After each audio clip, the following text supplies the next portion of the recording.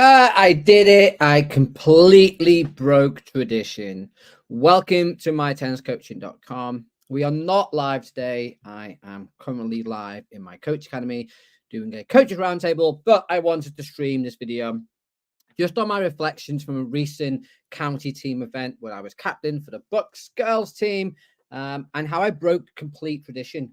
And just to give you a bit of context to it. So I've been a team captain now for Buckinghamshire under 12 girls, 4 years. I've done quite a lot of events. I've also been team captain for other counties as well.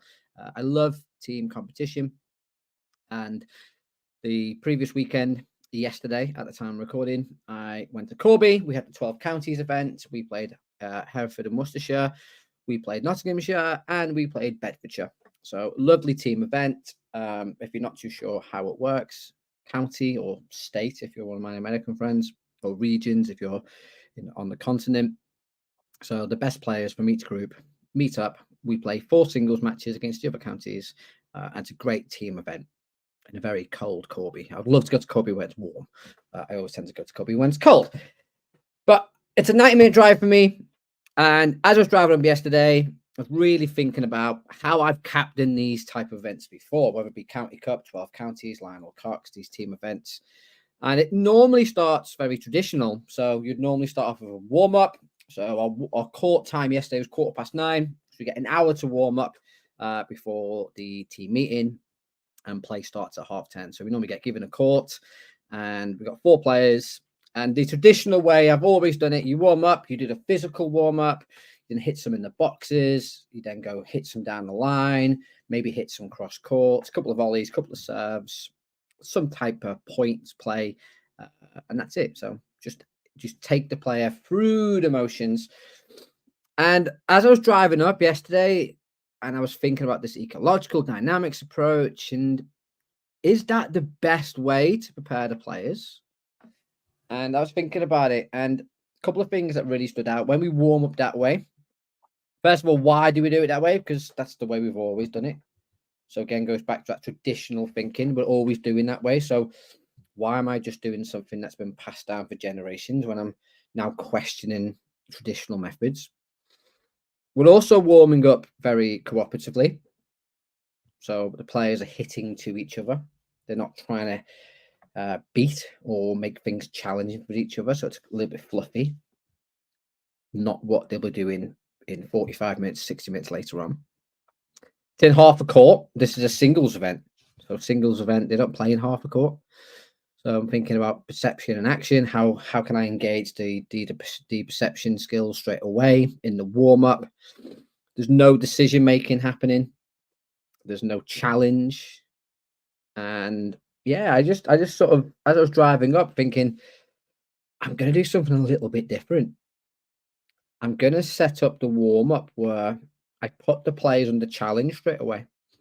I try and engage them as a performer straight away. So can I get them making decisions? Can I get them dealing with some challenge, some stress, some pressure? Can I make it competitive? Can I try and utilize more full court warm-up, even though I've got 4 players and I want to make sure everyone has a good opportunity to hit some balls? And that's what I did. So I didn't do the traditional warm-up. So let me just talk you through what I actually did and my process and thought and sort of and what I was thinking. So the first thing was I explained to the girls that we're going to do a little bit different of a warm-up. But I wanted them to have some autonomy. So they had 5 minutes to do a physical warm-up. They can do whatever they want. They can use whatever equipment, skipping ropes, tennis balls, but it has to be a physical pulse raiser warm-up. But they could do whatever they want. They had 5 minutes, and one of the players led the warm-up. She took control and she took the other players through the warm-up, and you had the classic side steps, crossovers, windmills, bump flicks, or dynamic stretches. Very traditional. But I wanted them to have some autonomy. I didn't want to sort of go in and just go straight away. Okay, we're going to do this crazy way. Again, trying to think about the players' voice. Then I did my physical warm-up for the game. So the physical warm-up is a game called Spotlight. And the way it works is you have one player in the middle on the spot, and you have a number of spots on the outside. So yesterday I had a team of 4. So one player was in the middle, and we had 3 spots dotted around the outside of the middle spot. And the game is relatively simple. The player in the middle does not want to be in the middle. They want to try and get to the outside spots. The players on the outside spots can't stay on their spot. They have to change spots. Once one player moves from the outside, everybody has to move. So it's a great game because it really, one, it's physical. There's a lot to move and there's a lot to change direction. There's lots of decisions to make. If you're on the outside spot, when do you move? Are you the first to move? Are you going to wait for someone else to move and try and see an opening? You then have to move towards your spot, and someone that might get there before you. Then you've got to change direction and find your spot pretty quick. A little bit like musical chairs without the music. And yeah, just a really good, fun warm up. And again, my thought process was I want something that's chaotic. I want something that's energetic, that's physical. But the players got to make decisions. They've also got to be brave. We've got to move first. Or do you risk it and move a little bit late? And that was the first part. Then we got into the service boxes. So again, I don't want to just go full court and open it up and the players, because again, this is pretty new. So I didn't want to completely just open it up. I wanted to constrain it a little bit. Remember, if you have too many options, it's a little bit overwhelmed. So we started off in the service boxes, but we start with a serve and play the point out. And the guy's like, well, can we not warm up first? No, just serve. Can't win with serve. The serve's just got to start the rally, but then you try and win the point any way you can. So straight away, girls felt a little bit uncomfortable because they needed to warm up to get their eye in, to get some feel and control and build their confidence. So I'm like, well, let's just play. Let's play tennis. And they play first to 5, then they rotate around. Then I started to add in some more constraints. Okay, so this time the server now has to serve and can only volley. If the ball bounces on their side, they lose the points. Still playing in the service box. And again, I'm trying to give the girls little problems to solve. Okay, well, if you can't let the ball bounce, you're going to have to think about your positioning. Can you win with the volley? But then on the other side, can you deal with the server? Because most of the girls served and came into the net and took control. So then the returners then have to deal with that challenge as well. And you could start to see the girls really engaging quite quick because they had to, because there's a problem in front of them and they really had to engage. First to 5 again, rotate around. And then the next one was, okay, now the server can only slice. So slice, don't have to slice the serve. Serve is just, again, starting the point, but they can only slice.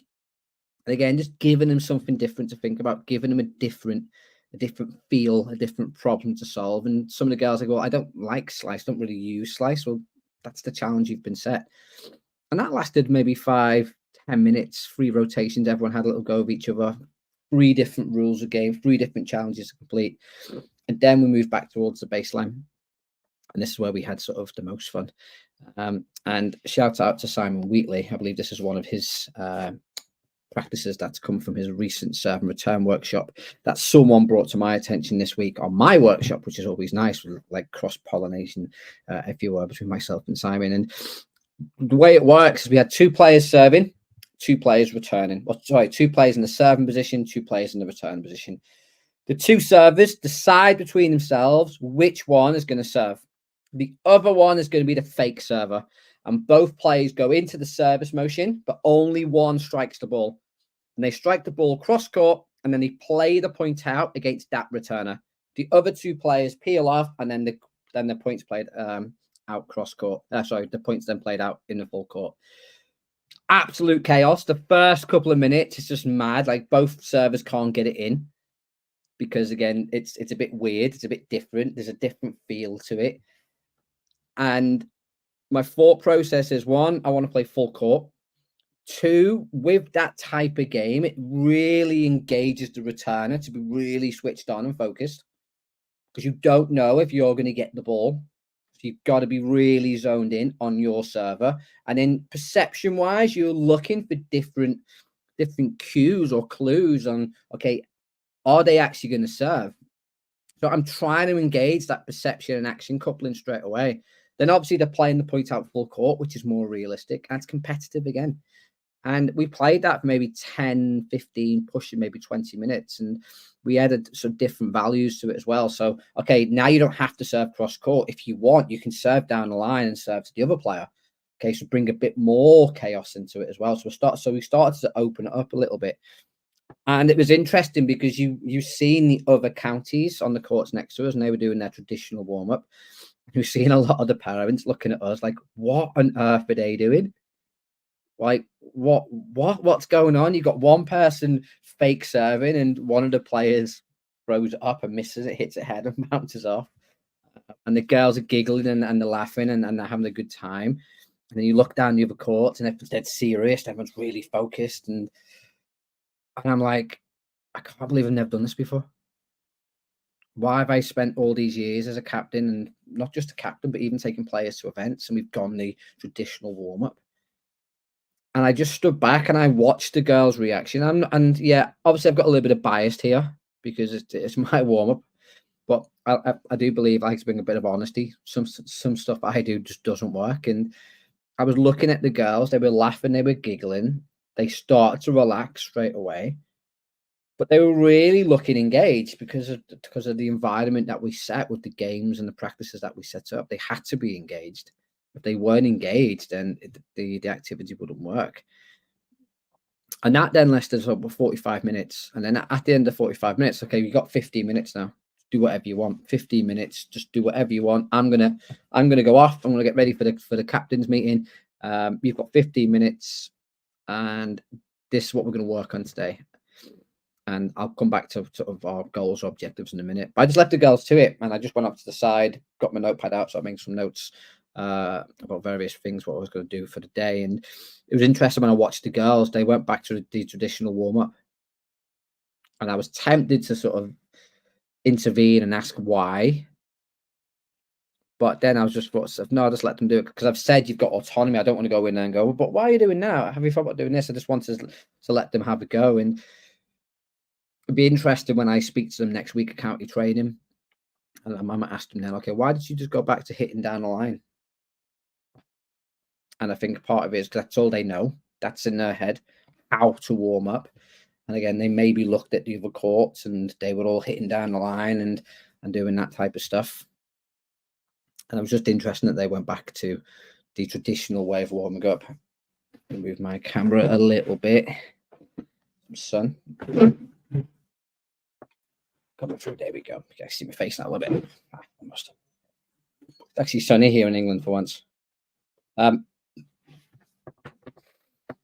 Yeah, and sort of that was the warm up, and I'm really happy with it. And I put some clips on Instagram on my stories, which probably expired by now, but I will post the clips up in my academy as part of a presentation of how I warm them up. So if you are interested in seeing those clips, head over to mytenniscoaching.com, head over to my coach academy, and join the community over there. Then I set the objectives, and again, something I really thought about quite a lot going in. In the past, when I've done these events, I've always had some type of focus. Our focus is never generally on the outcome, on winning matches. I've always given the players, and it's interesting because I set the players a task this week to speak to their individual coaches and set some goals. None of them set goals. So none of them had individual coach goals. I don't see that as my job, because I'm not their individual coach. I'm just their team captain. But none of them had individual goals. So that was interesting. And I just said to them, okay, what I'd like us to do today, I've got really one objective. I want us to be competitive. That's all I want us to be today, competitive. And we were probably the strongest team now. But I didn't say that to them. I didn't say, okay, well, we're probably strong. Nottinghamshire are probably going to give us the hardest match of the day. But I just said, let's want us to be competitive. And I asked the question, what does competitive mean to you? Because it might mean different things to different people. And one of the girls said, trying to win. Okay, what does trying to win mean? Well, I'm going to look for ways to win today. That's really clever. Like, that's what, to me, what competitive is. Competitive is not wanting to win. Competitive is trying to win. So I love the word and that player gave.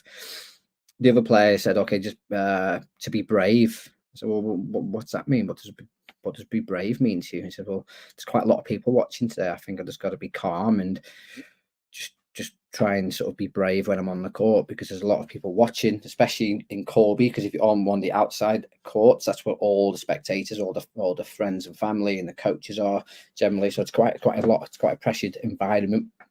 And she says, I just want to be brave stepping onto the court. Love that answer as well. And then the other player says, well, when things are really tough, I just got to be resilient.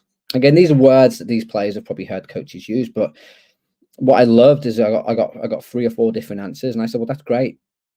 That's great, because you all will look at it differently. And I did it that way just because, again, I didn't want to go and say, well, this is what competitive need means to me, because it's like ultimately it's they're playing the match. And in the past, I think I've made that mistake of saying, okay, this is what I want to see today. I want to see you chase every ball down. I want to see you take risks and go for winners off mid-court balls. I want to see you go for big first serves. That's what competitiveness might mean to me. But if it doesn't resonate with the player, then they're not going to really go out and do it, especially under challenge of a match situation. And that was it. And that's all we said. And I said that if when we come off at the end today and I asked this question, were you competitive today? And that's the feedback I want. You either say yes, I was because of, or I wasn't as competitive as I should have been, and this is why. Then that's all we're going to focus on. And then the girls went off and played their matches, and the way it works in these events is you can go on at the end of a set. It's quite difficult because you've got 2 matches going at once, so you've got to completely multitask. I lost the score multiple times because you're watching one match and going to the next, and it's not an easy task. And I really thought in that car journey on the way up as well, like of trying to handle those interventions better because you've only got 90 seconds really to get in and have a chat. And I've always been really conscious of how much the player can take in those moments, because it's 90 seconds. They're generally emotional in those moments because they've either just won a couple of games or they're in challenge and under struggle and they're behind in the match. And I always find those moments tough. In the past, I've always gone in there and been very tactical. Okay, have you tried going to the backhand more? Have you tried pushing them out wide more? Have you tried serving to the backhand? Just the cliche stuff. And yesterday, I went with the mindset of, like, I can see things from the side of the court completely different. And because I'm watching 2 matches at a time, I'm not really tuned into the flow of the match fully because I'm switching my attention from 2 matches. So when I go on, I'll have a very snapshot opinion of what I've witnessed. The player has a better view of everything that's going on in that match than me. So what I decided to do yesterday is every time I went on court and sat down with the player, I said to them a couple of things. Talk to me. What you're thinking. Reflect on the last couple of games. And I mixed the questions around, so it wasn't always the same question. And it was interesting because the first couple of them, when I said talk to me, they were like, what? I'm going, this is where you talk to me and you tell me what to do better. And I asked them their opinion. And they gave me their opinion. Some things like, oh, it's going really well today. I'm really looking for my forehand. And it was a case of, well, can we do more of that? Is there anything that we've explored which we can even sort of win us more points? Have we explored all the different ways to win? And I tried to get the player to really just resonate with what was working well. And in some matches, it was easy. I say easy. It wasn't as challenging because we were quite strong in quite a lot of the matches. And the girls were winning 4-love, 4-1 most sets. So it's easy to reflect when things are going really, really well. And a lot of the time now, it was a challenge. Okay, well, can you keep that level? Have you explored other ways to win? Because you've got an opportunity here. Can you actually maybe try stuff out that you've been training with in lessons? Like, good opportunity here just to try and add multiple things to your game. And when the girls were under a bit of challenge, and there's a couple of matches with some really good players, and the girls were under challenge, it was interesting listening to them because you got the classic answers: I'm making too many mistakes. I'm not consistent enough. I'm not playing very well. And a lot of the time now, I was just trying to bring awareness to, well, the player you're playing against, like, the level they're playing at is really high. And one of the girls I said yesterday, she was 3-love down first set.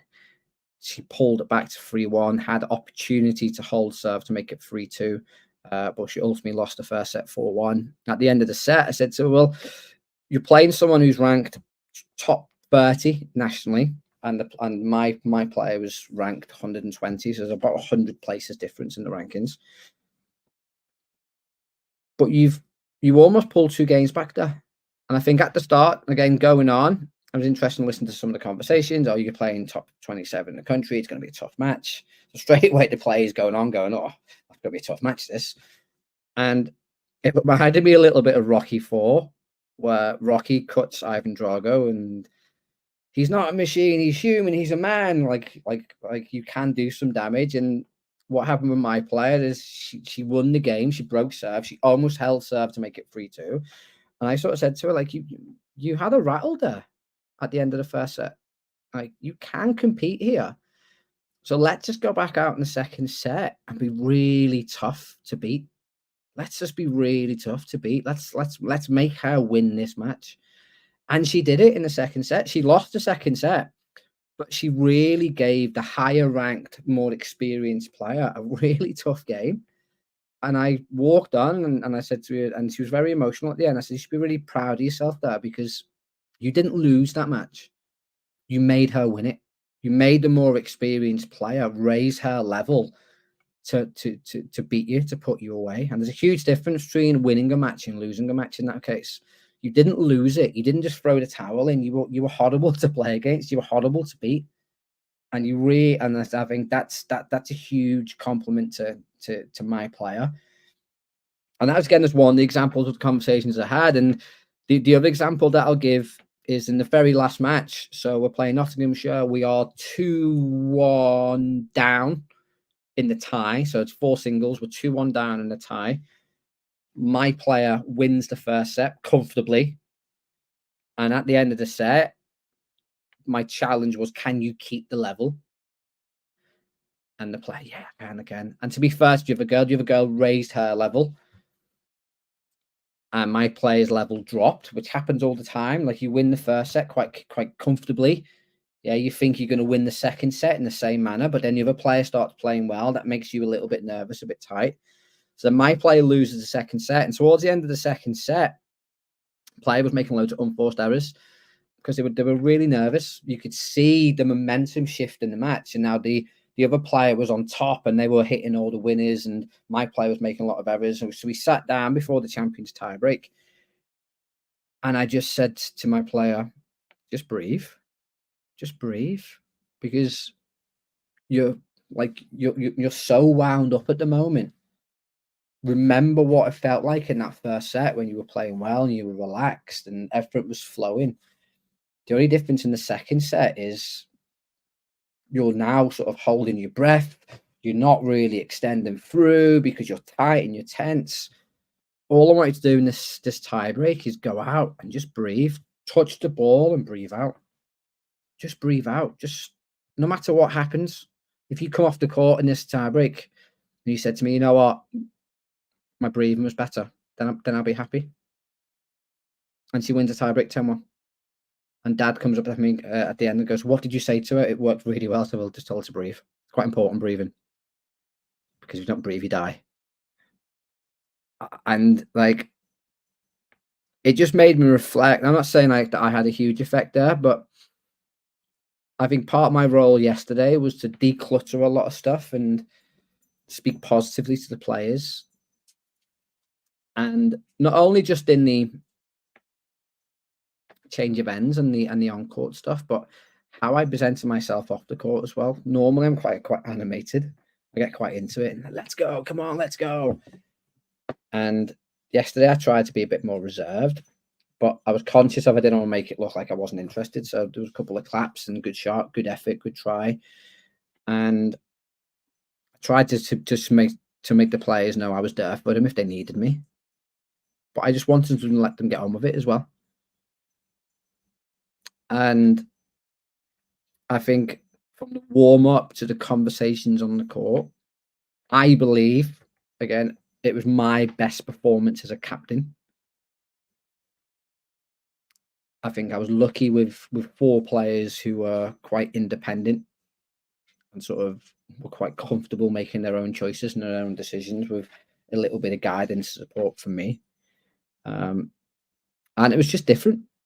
It's different to how I've ever captained before.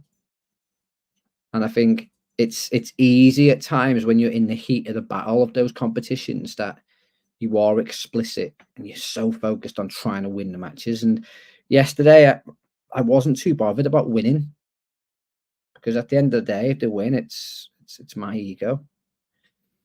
And ultimately, I think we finished first in the group. I've not seen the final standings yet, because I didn't even want to. I wasn't even that bothered at the end when the referee was trying to work out between us and Nottinghamshire who actually topped the group, because it's part of a bigger tournament and the other age groups and the boys' results happen get involved as well. So I was more about the performances yesterday, not so much about the outcome. And I hope that resonates to the players as well, because we just talked about, okay, can we come off? And I said to the girls at the end, were you competitive today? And some of them came off with winning all their matches. Some of them came off with 1 win and 2 defeats. And all of them said, yeah, I was happy with my competitive level today, because I chased every ball when things got tough. And again, quite a few occasions yesterday where things were tight and the players just kept trying to find ways to win, which is different to County Cup last September. When things got tight, my players tried not to lose, whereas today they were trying to win. And I think part of that is the conversation that we had at the start of the day, but also in training. Okay, let's try and win matches. Let's try to win. Let's not wait to lose. Let's really take the front foot and try to win. And there's a few occasions yesterday with they played juices yesterday, which was amazing. They did no sudden death rubbish. They played normal juice, and it was great yesterday because there was a few games that was juice advantage to your opponent, advantage to my players. And there's a couple of occasions yesterday where the players were just, yeah, I'm still going to try and win. I'm not just going to wait for my opponent to miss. And I'm really happy on the drive home with that as well. And yeah, so that's my reflection on the 12 counties event of the weekend. I think it was my best performance as a captain. My next one now is Lionel Cox in a couple of weeks, which is a 2-day event, playing much more counties. So I'm going to keep exploring this stuff as well. And I think it's a step forward. As always, sorry, this is not live today. This is a stream. I'm recording this on the Monday because I'm streaming. I'm talking live on Friday in the academy. Head over to mytenniscoaching.com, where you'll find lots of free coach resources such as podcasts, videos, articles, and all my premium content such as webinars, coach roundtables, downloads, videos of my practice designs. You name it, it's probably in there. Plus a worldwide coach community that you can talk to and engage with as well. Head over to mytenniscoaching.com and my coach academy. Until next time, I will be live next week. The sun is killing me. But yeah, have a great week and I'll speak to you soon.